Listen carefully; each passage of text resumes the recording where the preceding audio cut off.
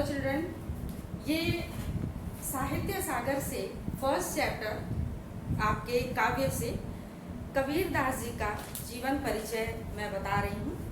काव्य में आपका पहला पाठ है साखी। साखी कबीर दास जी के द्वारा लिखी हुई है।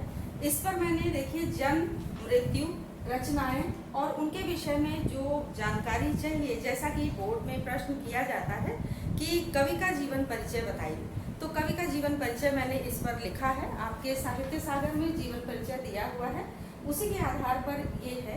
अब इसमें जन्म देखिए संवत 1455 और सन के हिसाब से 1398, मृत्यु सन 1495।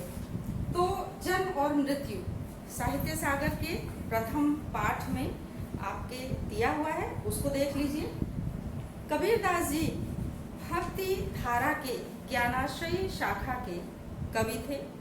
निर्गुण निराकार ब्रह्म के उपासक थे। कबीर दास जी के कहा जाता है कि उन्होंने उनके गुरु के विषय में बताया जाता है कि रामानंद जी के शिष्य थे, जो कि वैष्णव संत थे।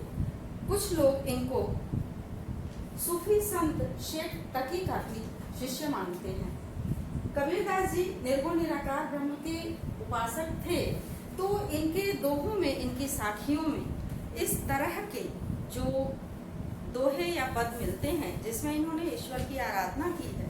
इन्होंने ईश्वर को राम का नाम दिया है। तो इनके राम यानी कबीर दास जी के राम अयोध्या के राजा दशरथ के पुत्र राम नहीं थे, बल्कि इन्होंने अपने ईश्वर को राम का नाम दिया है।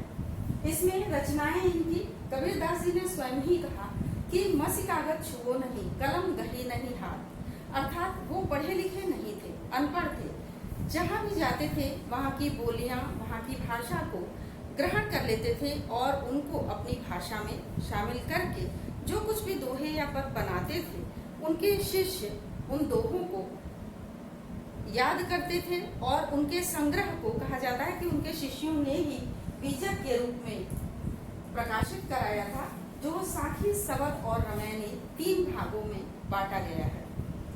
इनकी भाषा के विषय में कहा जाता है कि सतुकड़ी या पंचमेल खिचड़ी थी, क्योंकि अनेकानेक बोलियां और भाषाएं इनकी भाषा में शामिल हैं, जिनमें कहा जाए कि अवधी, ब्रजी, भोजपुरी, राजस्थानी, पंजाबी, हर तरह की भाषा इनकी भाषा के अंतर्गत सम्मिलित है।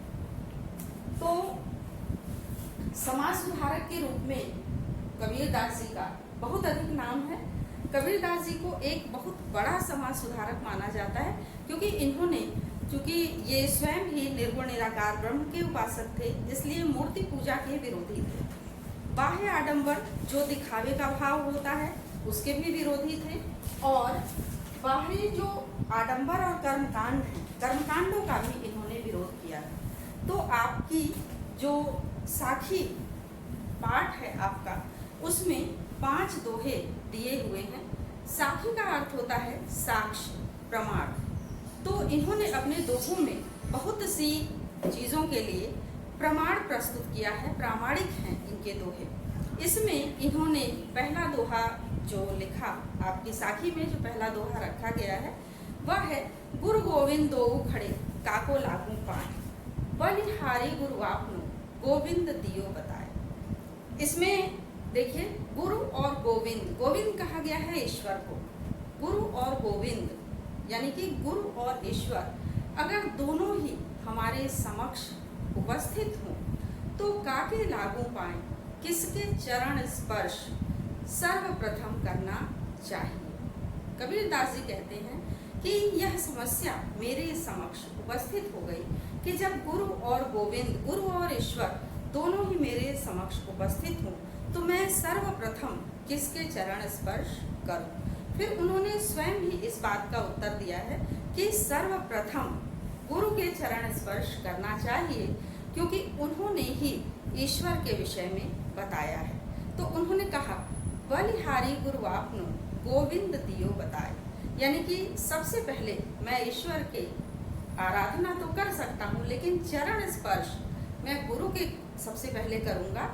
मैं गुरु पर न्यौछावर होता हूँ, बलिहारी जाता हूँ, क्योंकि उन्होंने ही ईश्वर की आराधना के विषय में, ईश्वर को प्राप्त करने के विषय में मुझे बताया है, मुझे जानकारी दी है। अर्थात ईश्वर के विषय में गुरु ने बताया, इसलिए मेरे लिए ईश्वर से महान गुरु है। दूसरा दोहा है इसमें, जब मैं था तब हरि नहीं, अब हरि है मैं ना।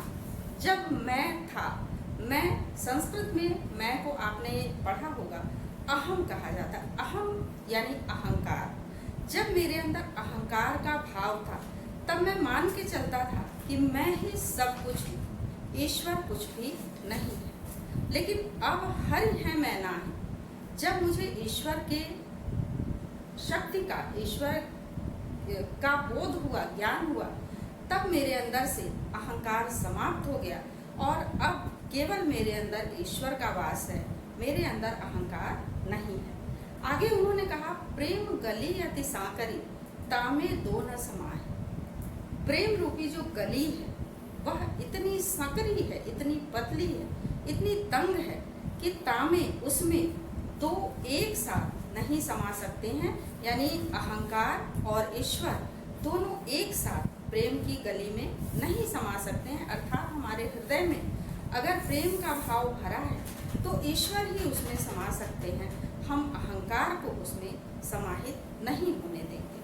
तो प्रेम रूपी गली अत्यंत संकरी होती है।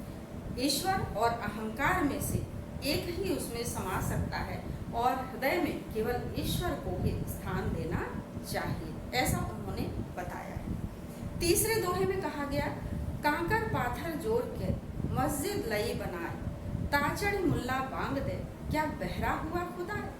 उनका कहना है, उन्होंने मुस्लिम धर्म के जो बाह्य आडंबर हैं उनका विरोध करते हुए कहा कि कंकड़ और पत्थरों को जोड़ करके, यानी कांकड़ पाथर जोड़ के, कंकड़ों और पत्थरों को जोड़ करके अगर मस्जिद बना ले गए और उस पर भी चढ़ करके, ताचड़ मुल्ला बांग दे, उस पर भी चढ़ करके जो मौलवी हैं वो अगर तेज आवाज में ईश्वर को पुकारते हैं, तो क्या ईश्वर को अगर हम मन में पुकारेंगे, मन में याद करेंगे, उनका स्मरण करेंगे, मन ही मन भजन पूजन करेंगे, तो क्या ईश्वर हमें नहीं प्राप्त हो सकते हैं?